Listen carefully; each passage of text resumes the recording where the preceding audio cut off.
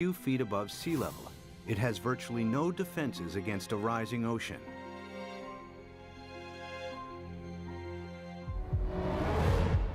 After 1 foot of sea level rise, these beaches would be regularly flooded at high tide. After 2 feet, many roads would be submerged. After 3 feet, if a hurricane strikes, the surging water would overcome sea defenses and cause flooding deep inland. Much of the region's coastal real estate would be ruined. We are looking at millions and millions and millions of dollars of real estate here. And we can assume that every one of these things is $500,000 to $1 million. We've got 100 here, we've got $1 billion in a very short area through here. So our $1 billion of houses, we get 1 meter, 3 feet of sea level rise, and every single one of these houses is useless. Who's going to buy them? What happens to this $1 billion of real estate by the time we get 3 feet? I mean, it's gone. It's useless. It's just, you scrape it off with bulldozers and you just leave it here. That's what'll happen. It'll just be left here. And it's not just residential properties that will be affected. Think of all the wharves and all the places where ships offload and unload all the goods and services. And if sea level rises even 3, 4, 5 feet, every single one of those ports has to be replaced. The cruise ship lines, there are billions of dollars of infrastructure that even a small sea level rise takes out. You got to rebuild it all over again. After 4 feet of sea level rise, electricity supplies would be affected as coastal power plants are flooded. After 5 feet, some of Florida's freshwater resources would be contaminated with seawater, and the Everglades National Park becomes a vast bay. After 6 feet, millions of Floridians would have to evacuate the state. So what's going to happen to Florida? By 2100, we'll be at least 4 to 6 feet higher. So this tide, which is not a high tide, will be about here, up to here. There's no way that we can keep the sea back as it rises.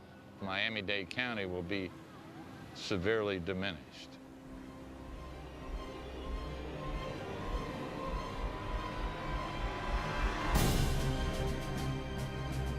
By 2100, after 6 feet of sea level rise, Miami would look like this.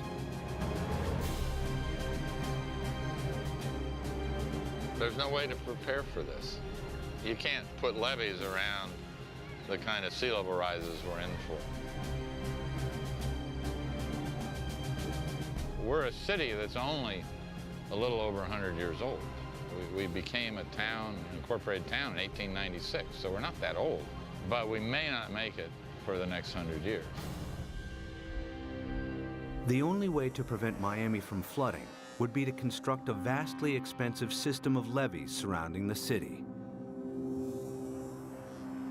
It would be a major engineering challenge, as Miami is built on porous ground that allows seawater to seep through.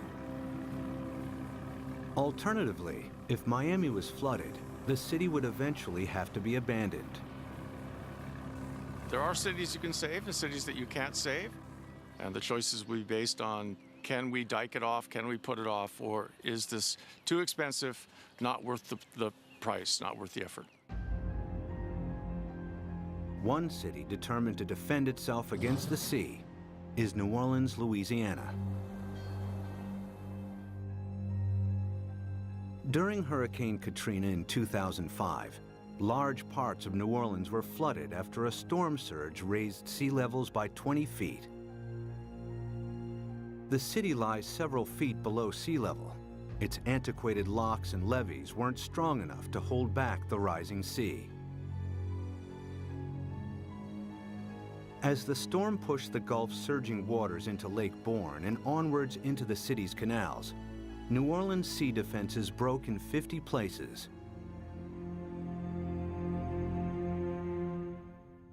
We had some levee and flood wall failures in the hurricane system, and the combination of that overtopping of the levees and the flood walls that failed caused massive flooding throughout the city.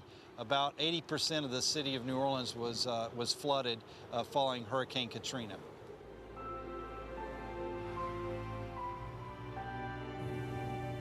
It took weeks before the floodwaters were pumped out and residents were able to return.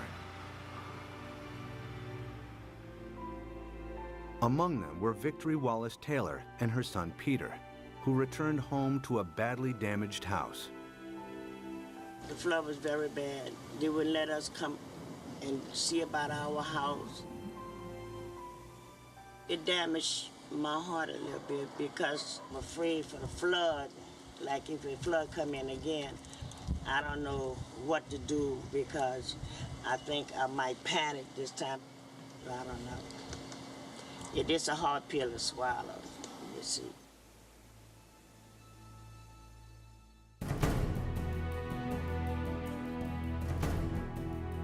To prevent New Orleans from flooding again, the U.S. government is investing billions of dollars in the city's sea defenses. Along the riverbanks, the U.S. Army Corps of Engineers is strengthening New Orleans' levees and locks. Their work here provides future insight into the kinds of construction that may be needed to protect coastal cities around the world against rising sea levels. We learned a lot of key lessons, and some of the key lessons learned were incorporated into the designs for the Greater New Orleans Hurricane Storm Damage Risk Reduction System. And that system is a series of many different aspects. It has flood walls, it has pump stations, it has levees. There's the series that we call the multiple lines of defense. New Orleans defense takes a unique approach against the rising water by confronting the enemy itself. The flood surge that broke its sea defenses approached the city from Lake Borgne, a lagoon east of New Orleans. It's here where the U.S. Army Corps of Engineers is focusing its efforts. What we've done now is we moved the defense of the city out. We're about 12 miles from downtown, about 8 miles away from the 9th Ward, which is flooded. What we've done is we moved the protection from downtown, the heart of the city, left it in there, improved it. We've moved all the way out here, 8 miles out to the edge of Lake Borgne, where we now have this brand new structure which works as a primary line of defense. New Orleans is made up of the best topsoil from the United States that came down the Mississippi River and built up down here. However, back in graduate school, the whole idea was that the better it is to grow something on, the worse it is to build on. Well, this is the topsoil of the nation down here, so it's the worst possible stuff to build in. What you see behind me is the Hawken. It is a pile-driving crane brought in from Seattle, Washington, across the Pacific Ocean, down to the Panama Canal to New Orleans to build this particular gate and the barge gate. And what we've had to do is go down 60 feet through the Newark